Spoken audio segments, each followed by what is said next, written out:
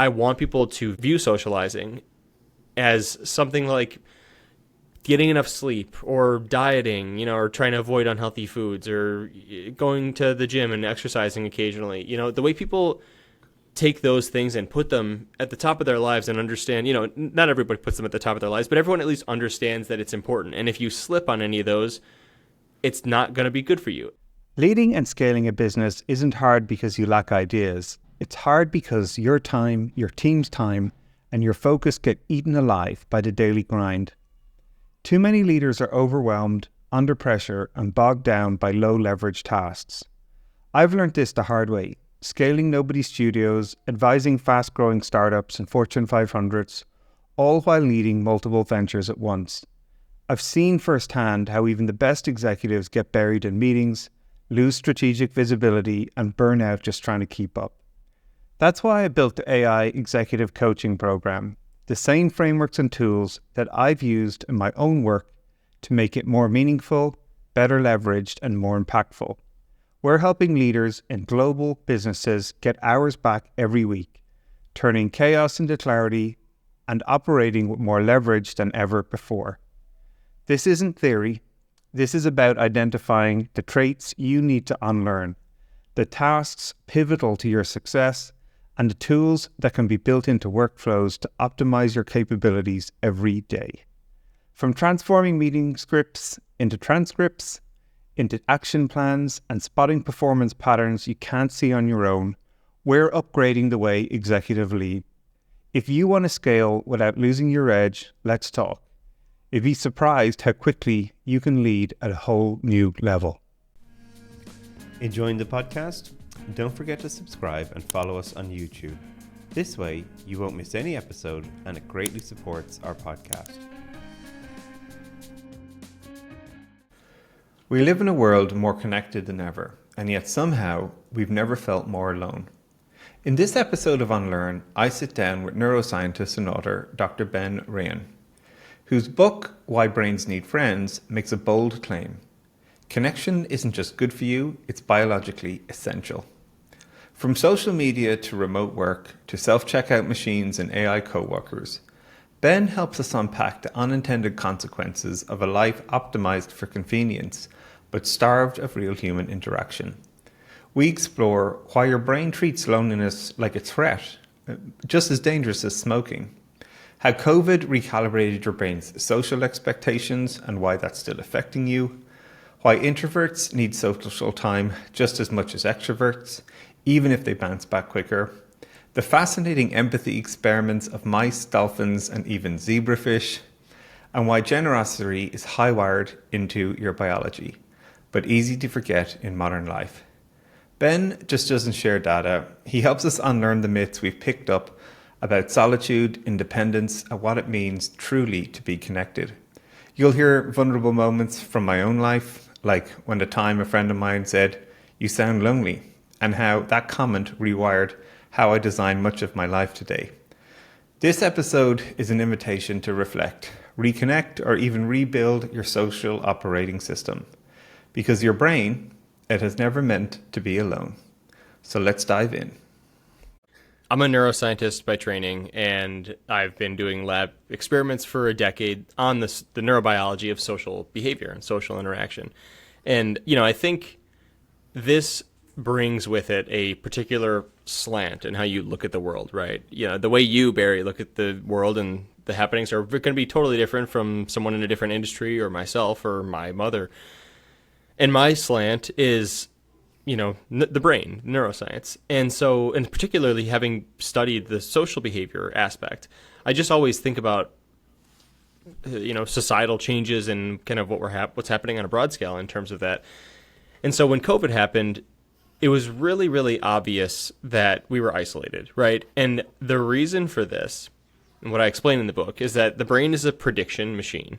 It's always looking for information from the outer world to explain, or to inform, I should say, its predictions. What's going to happen next, right? What's somebody going to say? Well, you have so much information about what they do in these types of situations, you can pretty much expect what they're going to say, and so you can have your response ready. All sorts of things like that. The brain's always computing and predicting, and and we have like expectations of sort of just the entire world around us. And when COVID happened and our social lives really completely dried up, that was a shock to the predictions. That because your brain is used to seeing people at work, it's used to seeing people at the gym, at the grocery store, when you go meet friends, and all of a sudden those were all depleted. And so the brain, with its predictions unmet, started to panic and freak out. And that we'll go down that whole tangent too of what isolation does to the brain, I'm sure. But right now, I just want to focus on this prediction component because fast forward, I don't know, a year, 2 years, we've reemerged from COVID into our world again, and now our brain's predictions have been reset by a year or two or whatever it was for everyone, 6 months or so of isolation. So now one interaction per day is a surprise to the brain's predictions. 2 interactions today is a huge surprise. And so I think that what happened during COVID is our expectations for interaction totally downshifted. And now any amount of interaction that we get, or not now, but at that point, any amount of interaction we got felt like more than we're used to and maybe sort of filled our social battery to the max and like overcharged it. But that's not actually what we're built for, right? We are meant for constant interaction. Community is important for us. It's what our brains were built upon. And when our expectations shift, that doesn't necessarily mean that our needs are shifting. And so I think that what's been happening gradually is this change where, not only from COVID, but also from this like automation of everything sort of idea that you can, order groceries on an app. You can even take a taxi now without interacting with a person. Right, with Waymo, you can sit in the back seat of a self-driving car and not interact with another human. And a lot of the time, people prefer these automated, computer-driven alternatives that remove a social interaction because it saves time. And it's totally fine. That's totally understandable. But when that's happening on a broad scale throughout our lives in so many different domains, it's really stripping us of a lot of these micro interactions that normally we don't really pay a whole lot of attention to, but they comprise an important ingredient in our social diet. So I think those two things happening simultaneously over the last decade or so have led us to where we are. And the data are very clear that people are more isolated than ever before. We have fewer friends. People are really anxious and depressed. It's a problem. And, what I think is the even bigger issue and what I'm trying to bring to this conversation is why is that a problem? What does it actually do for the brain and body that's so damaging that the U.S. Surgeon General says being isolated is as bad for you as smoking 15 cigarettes a day? And that's what I was really trying to answer, as a neuroscientist with my book. Yeah, it's fascinating to hear you share all of this and then to read it as well. Probably one of the biggest ahas for me over the last it must have been 4 or 5 years. I have a business where I was working with a team that are distributed all over the world. They're in like 14 different countries. I moved to a new country. So we were living in the US and we moved to Asia, into the Philippines. And I was constantly working where I was on, calls like this, talking to people. But I had this sort of frustration inside me that I couldn't really put my finger on. And I was having this sort of conversation with one of my good friends. She's based in London and she knows me very well. And the thing she said to me is, "You sound lonely." And it was almost like I was struck by a lightning bolt at that moment, And again, when people might look at the run list and go, "Well, hang on, Barry, your calendar's booked from 9 in the morning till 9 at night. You have a young family. You're doing these. You seem to have lots of friends and people and you always seem to be having these conversations." And yet, when she said that to me, I was like, "Oh my gosh, that's right. I'm lonely. I've never actually felt this lonely in my entire life." And it was a real trigger for me to start changing a huge amount of what I was doing. Like I purposely stopped doing calls one evening a week, and I joined. I play rugby, so I joined a rugby club to play tag rugby every Wednesday, and that became part of my ritual to go. And first night I didn't know anybody, right? I show up, I don't know anybody, but now it's like one of the highlights of my week. I go hang out. We often go for dinner afterwards, a few drinks, whatever it is. And but it was a huge turning point in terms of just my mental and social well-being, you know. And even at the time, I remember, like, I sort of had to battle for it, right? I have a young family. Me and my wife are constantly trading off on, you know, who does what and when they can do their things or have time for themselves. So I really had to sort of protect and create that time, you know, which felt hard at the time. But again, it returned so much. And you know, it's so much of these things just kept ringing back to me when I was going through the book, about almost thinking about how I need to design more of my life, which again seems odd when I say this out loud, but to engineer social interactions, you know, where it sort of, again, it was almost automatic previously. And to your point, it's sort of been automated away now, which again, it was like, these were just some of the fascinating things that were going through my head as I was reading the book and my own personal experience around them. So yeah, keep telling us more about what you started to discover then as you were peeling back the layers on this. And I'm sure, you know, talking to more people and you know, you're amazing at citing these examples everywhere. So yeah, share a little bit more about how your thinking continued to evolve then, as you know, after you had the initial insight.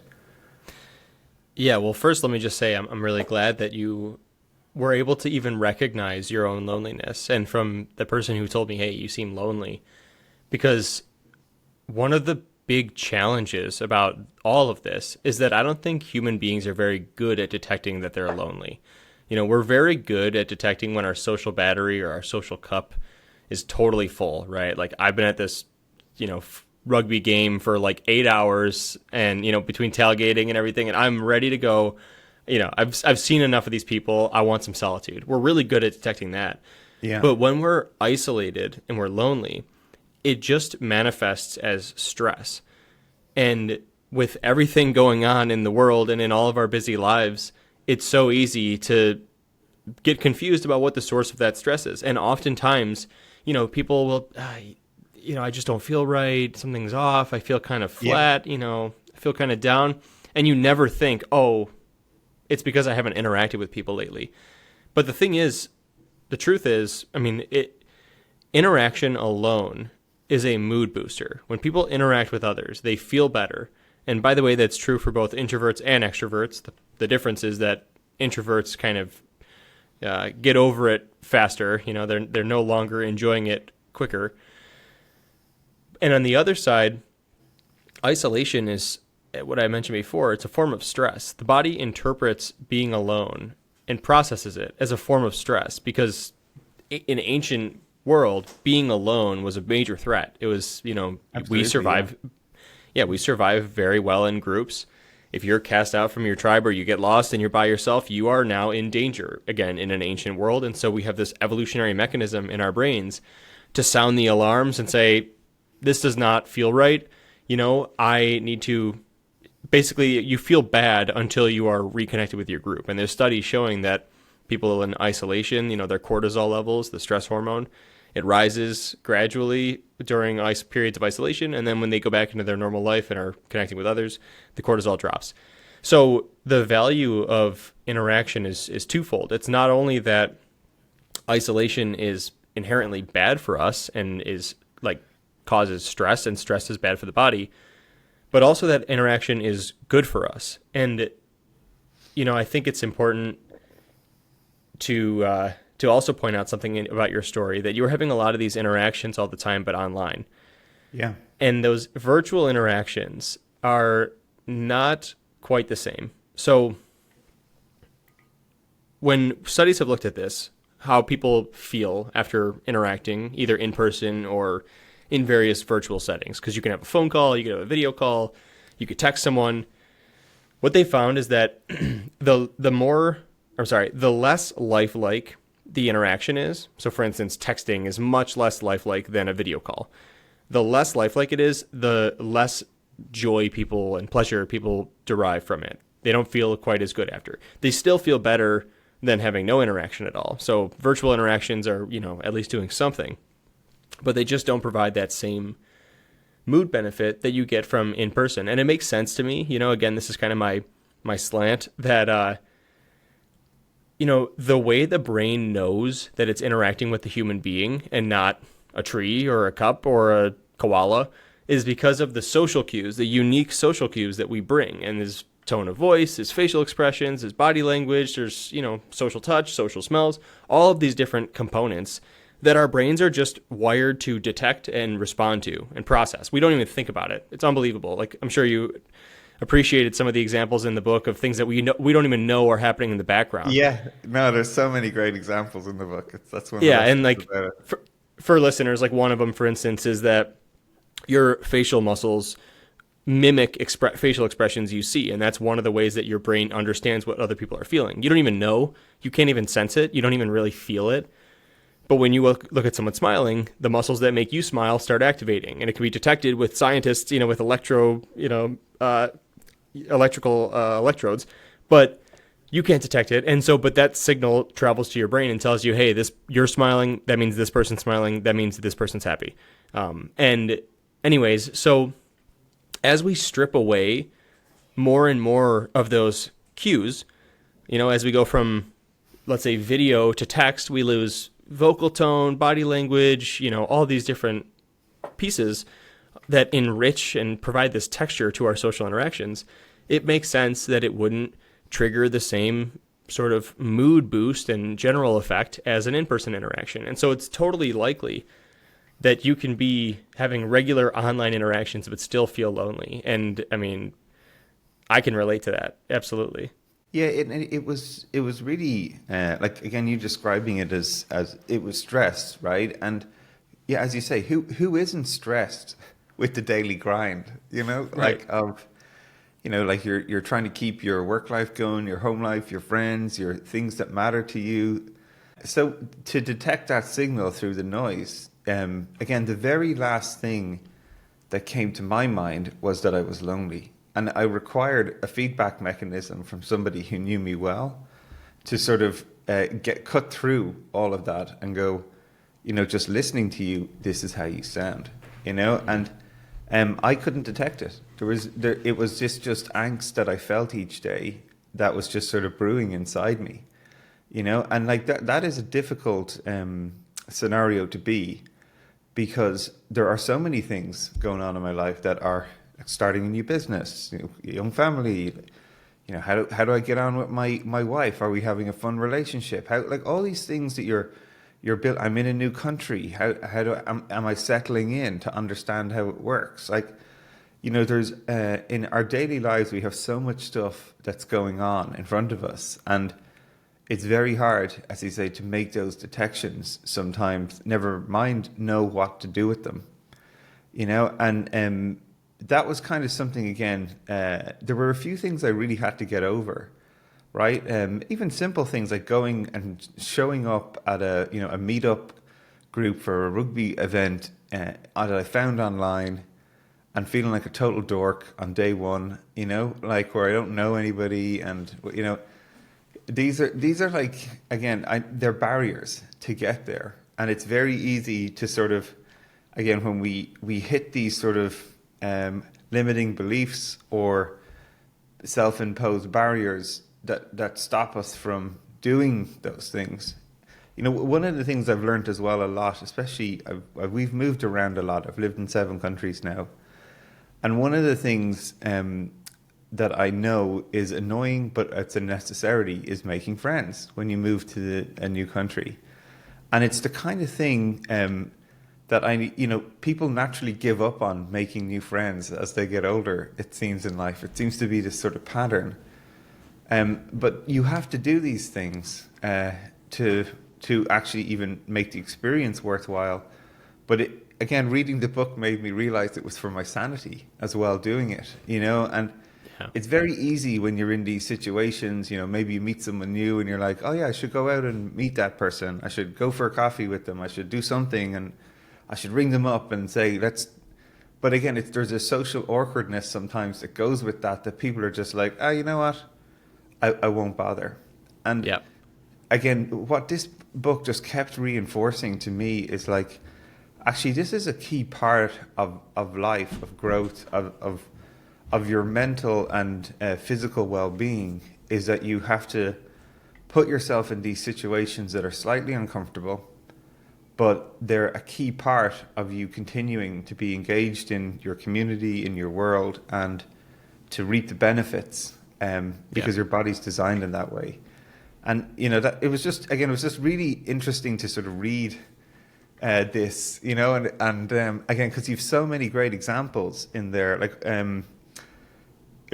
it was just really inspiring to sort of say, right, I'm going to do this. I'm going to call that person I met and I thought they were fun and go ask them if they want to go for a coffee or a beer, or I'm going to go to this startup meetup even though I don't know anybody, but what the heck, I'm interested in that topic. Maybe I'm going to, these people might be interested in it. Maybe I'll meet more people who are interesting there. And it's just a good reminder, right, that growth is a continuous process. And I don't want to be the angry, curmudgeon-y old man, sitting at home going, I've already been there, I'm never going again. And, and it's healthy, and that's good. Yeah, and that courage that you're describing is so key, right? Because one of the things in the book that I talk about, I have a whole chapter devoted to this idea of our brains are very bad at making social predictions, and we have all these internal barriers that hold us back from connecting with others. And there's a lot of examples of this, but what it basically boils down to is that we often underestimate how much a social interaction is going to benefit us, and we have doubts and we have fears and anxieties, and it takes courage to do honestly what you did, to go and show up. God, for me, I'm thinking not only do you have to meet people, but you have to perform athletically in front of them, right? What if you suck? And there's so many reasons you could think of that you could convince yourself not to do it. But I'm sure, as you described, when you did it, it felt great and it was rewarding. And, I think an idea that popped into my head the other day that I didn't write in the book, unfortunately, this keeps happening to me too. I'm not sure if this happens great. with you. You're learning, right? Yeah, that's it. Yeah, it's evolving. Yeah. Is that, people like what they are good at. If you look at a human being's lifestyle, generally you will find that the career they chose is because, they excelled in those topics in school, and, they found the job that they think that they are good at, these things, and the people that they surround themselves with, they feel comfortable around them. People enjoy doing things that they are good at. And so the problem with social interaction is that everybody thinks they are worse than they really are. If you ask people to rate their own skills on a bunch of different things, this is a kind of a funny study that I also included in the book. You ask people how good are you at brushing your teeth? How good are you at listening to the right amount of music? Things like this that are very silly questions. Everybody's like, oh, I'm definitely in the top 10% of brushing my teeth. People overestimate their abilities. They think they're better than most people at most things. But in that list of questions, there were 30 questions they asked these people. The only one that people said I'm worse than the average person was socializing. And I think that's very common. People definitely feel, even the most extroverted people often doubt their social abilities. And I think when you think about this idea of people like what they're good at, people also dislike what they think they're bad at. And a lot of the time that barrier may come down to, this perception that may be wrong, that you're going to do a bad job at this social interaction. You're going to embarrass yourself. You're going to fail to make friends or whatever it is. And the reason why I've worked so hard in the book to reinforce that idea, I'm glad you pointed that out, of social interaction is a fundamental pillar of well-being, is because I want people to view socializing as something like getting enough sleep or dieting, or trying to avoid unhealthy foods or going to the gym and exercising occasionally. The way people take those things and put them at the top of their lives and understand, not everybody puts them at the top of their lives, but everyone at least understands that it's important. And if you slip on any of those, it's not going to be good for you. And people don't think about socializing that way. People actually tend to group socializing with leisurely activities, watching movies, things like that, where it's this is sort of an unnecessary fun thing I get to do occasionally. It's not something that's healthy for me. It's not something that's important for me, but it is. It really is. And people don't think of it that way. And so, I'm hoping that by really explaining the neuroscience and getting people to understand what's at stake biologically, that they may be more motivated to say, okay, sure, I don't feel super comfortable about going to this experience. I'm a little nervous, whatever it is, but I'm going to do it because I know it's going to be good for me. And how many times have you gone through an experience like that where you're last minute kind of unsure about the dinner plans, or you don't want to go to the party and you're like, maybe I could just stay home. And then you go and you're like, gosh, I'm so glad I did that. I feel so much better now. And that's almost always going to happen unless you have some sort of terrible experience where someone's being inflammatory or you get in an argument or something like that. But assuming it's a good, pleasant interaction, it's going to leave you feeling better. Yeah, I couldn't agree more, right? It is part of my social design, or like engineering my life now. Like I look at my week with that sort of perspective of saying, where am I going to spend time with people? And it's either a creative pursuit. It might be, I'm building startups and might go to a meetup where someone's talking about an interesting technology or a new idea.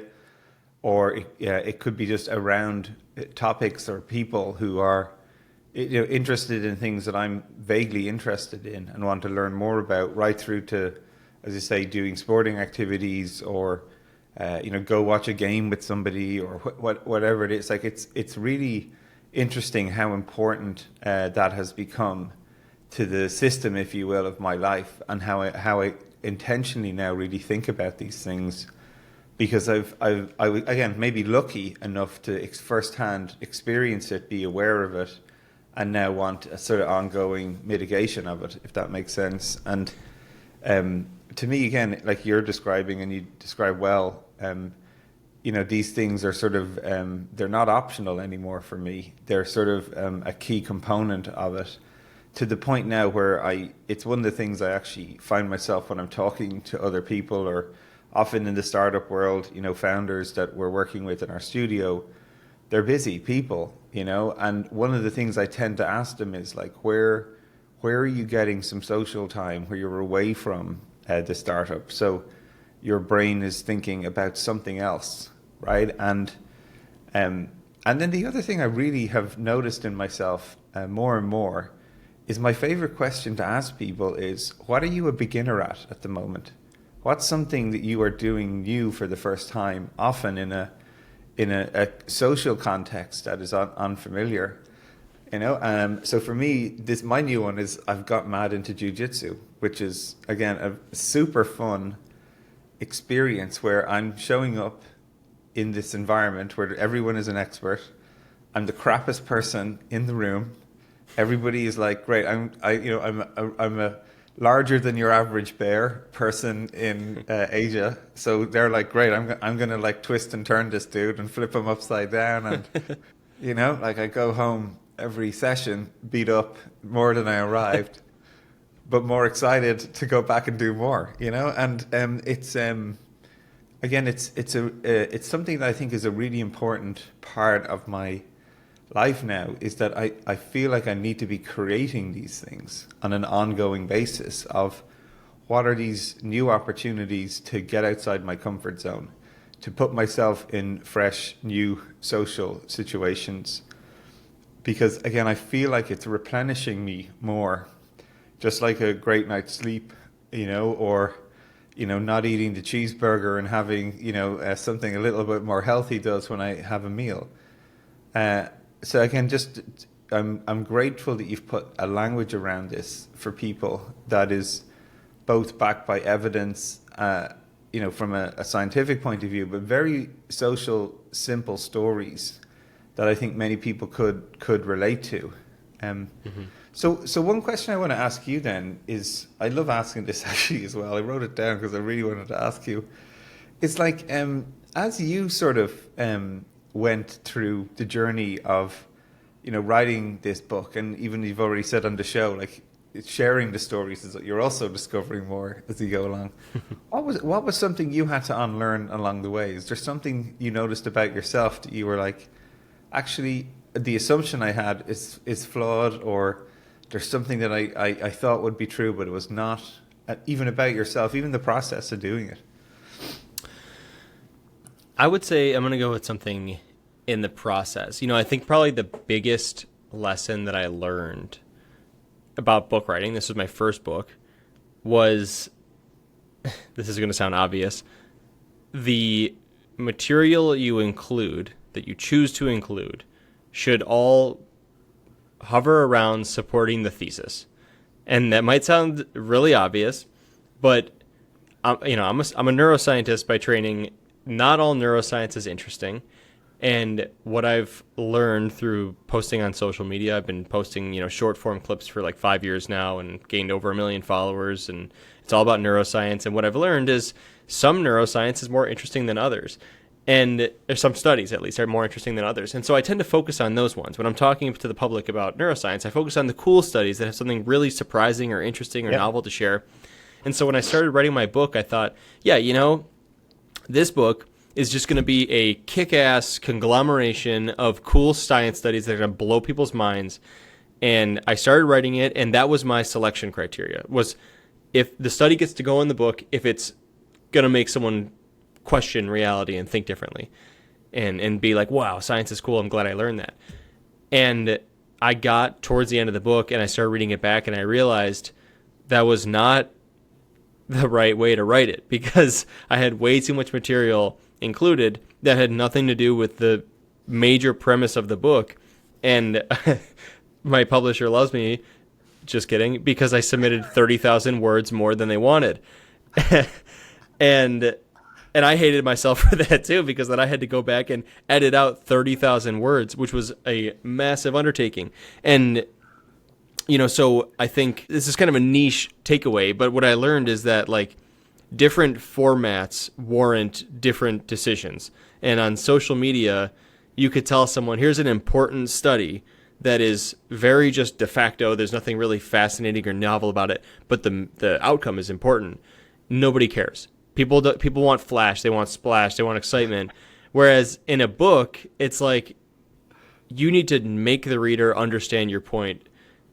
And, it can't be dry and boring, but it can be more like focused around what do you want the reader to learn? Not let's just entertain them page by page and never actually provide conclusions. And for those who are hearing this and worrying, my God, this guy's book sounds like it has no structure whatsoever. I did end up fixing it. I hope. Yeah, you Barry, did a good job. Yeah, thank you. Yeah. But the edits were such an undertaking. And, I thought writing the book was the most difficult thing I ever did. More difficult than a PhD, more difficult than, leading research at Stanford. The edits were even harder. And it was because I did such a bad job of structuring the book to begin with. So, first-time author lessons that I can't wait to put these lessons, into practice in my second book, which I definitely want to do.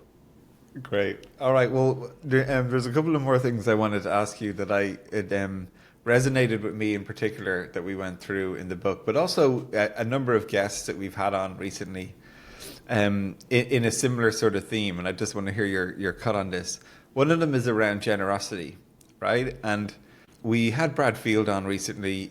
He was one of the co-founders of Techstars, and he wrote a book called Give First, which is very much this mentality around, when he's helping founders, startup people, this notion to give without expectation, or just to create positive sum experiences. Not that everyone has to win, but just positive sum experiences. And one of the things you had in the book was animals, even fish, model empathy and generosity, right? So mice share chocolate. Dolphins model kindness in front of their young. These were all things that were sort of like really interesting to me, right? So tell us a little bit about even this is the other thing. Rats feed fellow rats from even when they're shared treats, even if it will cost them effort. So all of these sort of very innate, responses in the human animal kingdom, however you want to describe it. What inspired you to put that in? Because also, again, it's one of these things where, as you sort of work through this process, or for me again, where I recognized I was lonely and wanted to change it, but I also recognized in these uncomfortable situations, small acts of kindness had a profound effect. And it matters a lot, especially in startup where you're building these companies and it just sucks. But when somebody goes out of their way to help you, it just means so much. And not a lot of people do it. So talk to me a little bit about that. Yeah, I mean, there are a shocking number of scientific studies out there that have looked at this type of stuff, and I wanted to include them and describe them. And you gave many examples. One of them that I love, you hinted at, is if you give a mouse two levers, it can press either lever. If they press the one lever, it gives them a treat. If they press the other lever, it gives them a treat, and it gives a mouse on the other side of a barrier a treat as well. And mice will inherently prefer to press the second lever, where they get to give a treat to their buddy as well, which is interesting, right? I mean, why? And what's even more interesting is that if you increase the cost, so if let's say they can press the lever on the left one time to get a treat for themselves, or they can press the lever on the right to get a treat and share it, but they have to press it 10 times. It's much more work. They will still press that lever, even though it's more work, to share a treat with their friends. And so the reason I wanted to outline all this research and share that, this isn't just mice. It's all the way across the animal kingdom. Elephants, primates, dolphins, minnows, it goes all the way up and down the animal kingdom. And I wanted to allow the reader to reconnect with this kind of like almost like a early childhood idea of like, we're all in this together, right? We kind of lose sight of that. Like, why actually is this mouse sharing the treat? Probably because it is evolutionarily beneficial to support the group's welfare, right? And humans are the same. We are social animals. We want to do things that I should say we're wired to do the right thing that will promote the survival of the group. And we actually get joy from generosity and from kindness and, giving compliments and these things, but we often choose not to. And I think that it's another one of those things where, just like COVID and whatever, Instacart and, all these different things have gotten in the way of these daily interactions. I think that the complexity of modern life has caused us to sort of distance ourselves, or forget at least, about this like natural disposition toward kindness and generosity and sharing and supporting one another. And I kind of wanted the reader to think, my God, a minnow, a zebrafish, will look out for its buddies and huddle around a scared zebrafish to make it feel comfort. But I often won't go out of my way to, text a friend and apologize or whatever.